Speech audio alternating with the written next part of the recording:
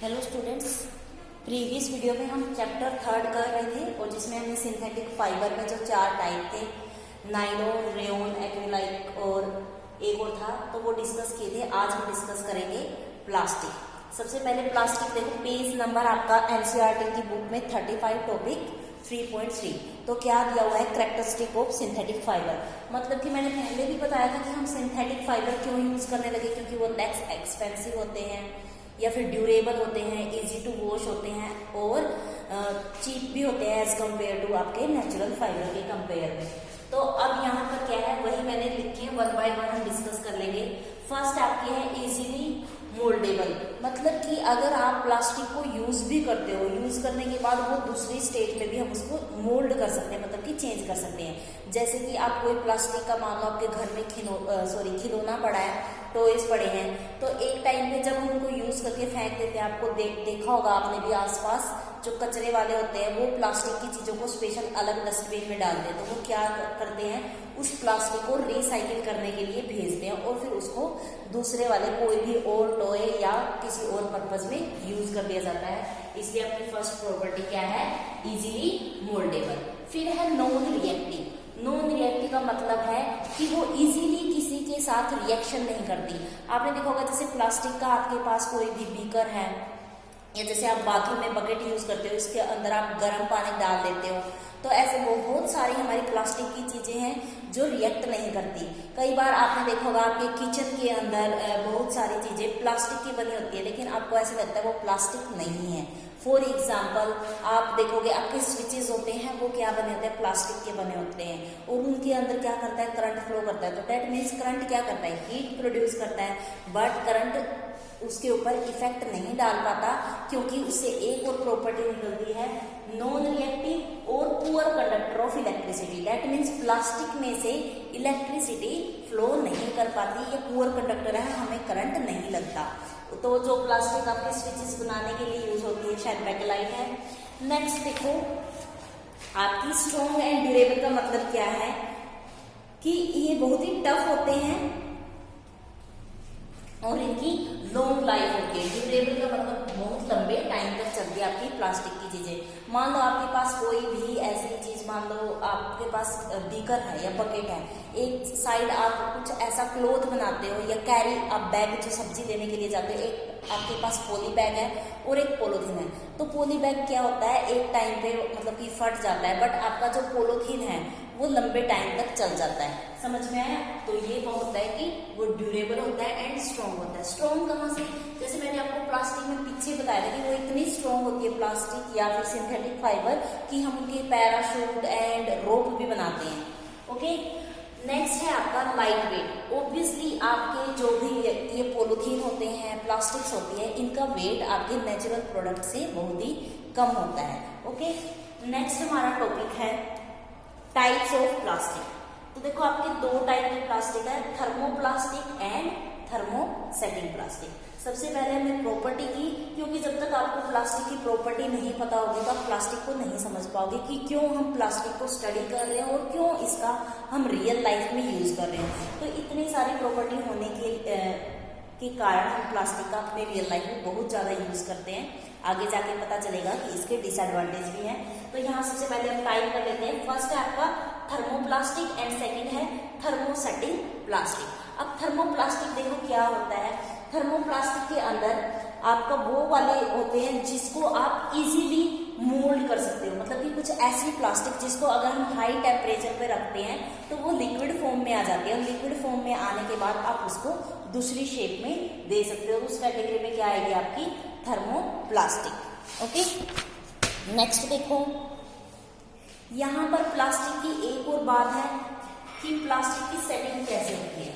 जैसे मैंने बताया था कि पॉलीमर होते हैं और उसमें क्या होते हैं, मोनोमर अटैच होते हैं। ओके, तो ये क्या हुआ आपकी, ये स्मॉल यूनिट है मोनोमर, और मोनोमर से चैन बन के आपकी क्या बन गई है, पॉलीमर। तो थर्मोप्लास्टिक में सिंपल आपकी ऐसे अरेंजमेंट होती है आपकी मोनोमर की। नेक्स्ट देखो, थर्मोप्लास्टिक में क्या होती है, इनकी क्रॉस होती है। बात समझ में आया? मतलब कि अब देखो, अगर ये चैन अगर इजीली हम तोड़ सकते हैं, बट थर्मोसेटिंग प्लास्टिक में क्या होती है, ये आपस में भी कुछ इस तरह से जुड़ी होती है और फिर हम इनको इजीली डिकम्पोज नहीं कर सकते, मतलब कि तोड़ नहीं सकते।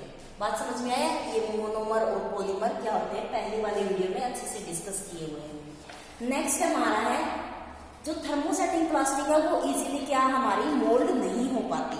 ओके, मतलब कि अगर हमने एक बार जो इसकी चीज बना दी, जैसे कि आपकी स्विचेस है, तो वो क्या होते हैं, स्विचेस आपके हीट से भी नहीं होते, या आप किचन वेयर में कुछ पैन यूज करते हो खाना बनाने के लिए जो प्लास्टिक के बने होते हैं, तो उनको हम इतनी ज्यादा हीट देने के बावजूद भी वो हमारे खराब नहीं हो रहे।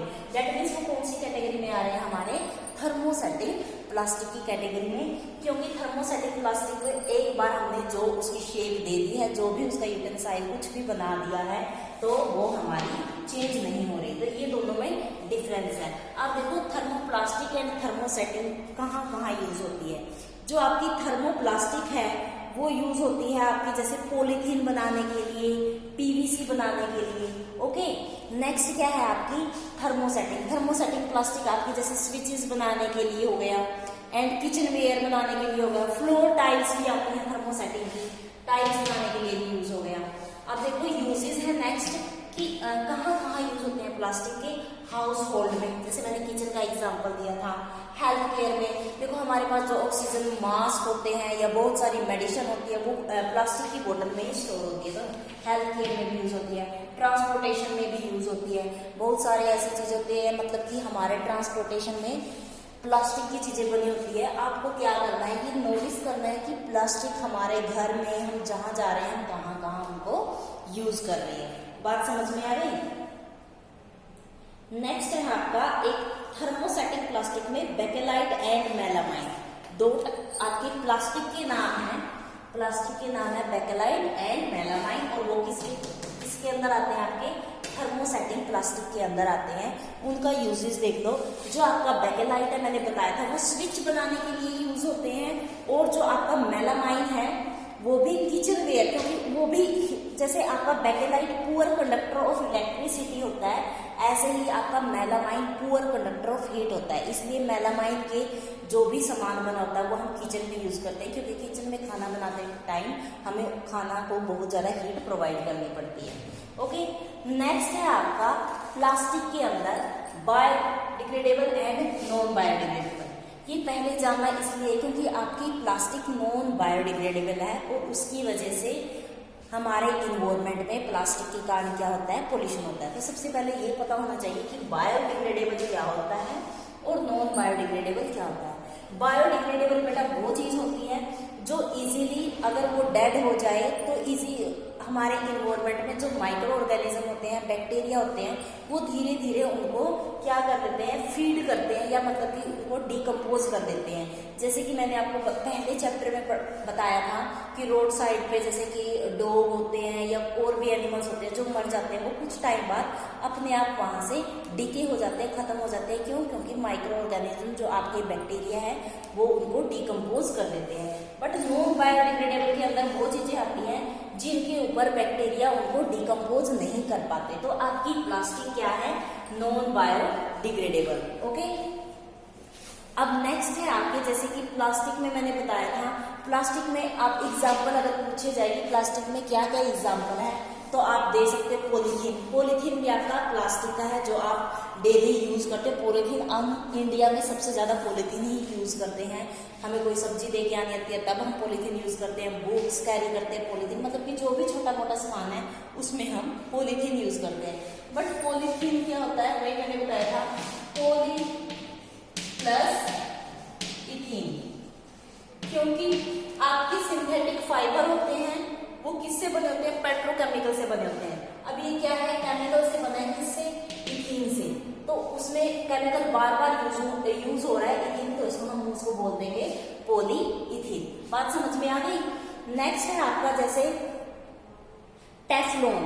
ये किस में यूज होता है, टेफ्लॉन आपका नॉन स्टिकी पैन, जो किचन में नॉन स्टिकी पैन होते हैं उसमें कौन सी वाली प्लास्टिक यूज होती है, टेफ्लॉन। ये प्लास्टिक के नाम है, शायद आपके एग्जाम में भी आ सकते हैं कि टेफ्लॉन कहाँ पे यूज होता है। ओके,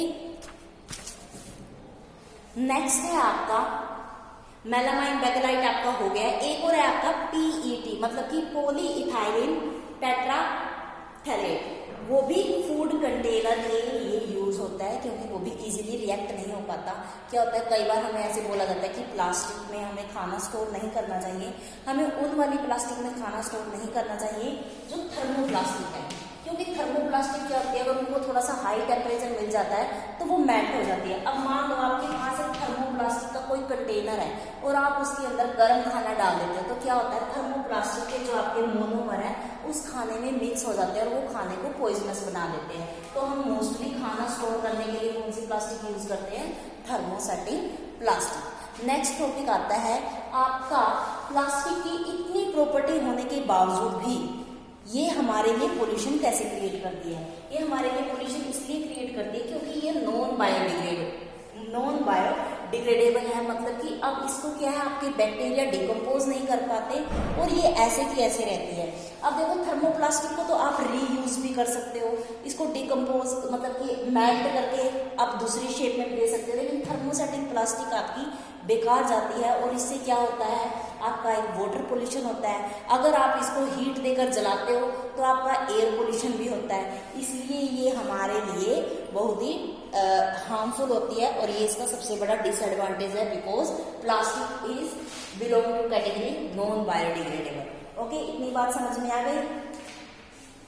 जैसे कि आपको पता है, अगर आपके ये एनिमल्स हो गए, डेड एनिमल्स हो गए, प्लांट्स हो गए, ये कुछ टाइम बाद अपने आप डिगे हो जाते हैं। ऐसे ही अगर आप क्लॉथ को देखोगे तो वो 25 to 30 डेज में या 2-3 महीने में वो भी अपने आप डिग्रेडेबल होता है।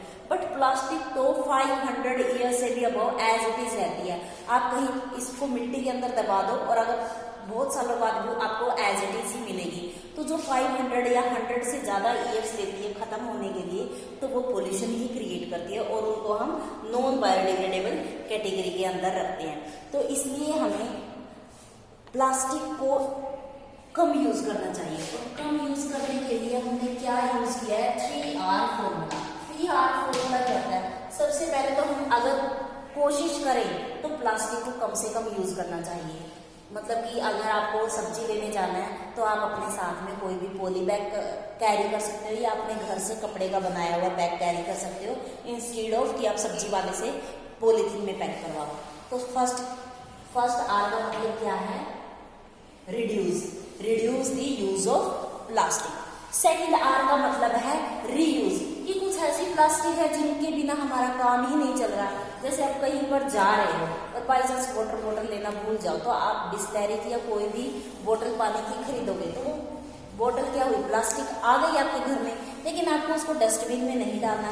आप उस बोतल को फर्दर यूज के लिए घर में रख सकते हो, उसमें पानी यूज कर सकते हो, आप फ्रिज में रख सकते हो, या फिर आगे फिर कहीं बाहर जाओ उसको पानी के लिए दोबारा यूज कर सकते हो। मतलब कि सेकेंड आर आपका रीयूज के लिए स्टैंड करता है। ओके, सबसे फर्स्ट वाला रिड्यूस एंड सेकेंड वाला रीयूज।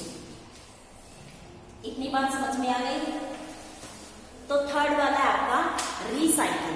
रिसाइकिल का मतलब है कि अब मान लो आप बोतल या कोई भी जैसे खाने का सामान लेते हो तो वो भी कई बार प्लास्टिक में पैक आता है। तो आपको अगर आपके यूज से बाहर है, आपका कोई यूज नहीं है, तो आप उसको ऐसे डस्टबिन में डालो। जैसे कि आपको पता है आपके घर के आसपास कचरे वाले आते हैं तो प्लास्टिक को अलग से लेते हैं, तो आप प्लास्टिक को उस वाले कचरे के साथ मिक्स मत करो, प्लास्टिक को अलग से रखो और उसको अलग से दो ताकि वो रिसाइकिल हो सके, दोबारा यूज में आ सके। तो ये इसी के साथ हमारा लेसन कंप्लीट होता है।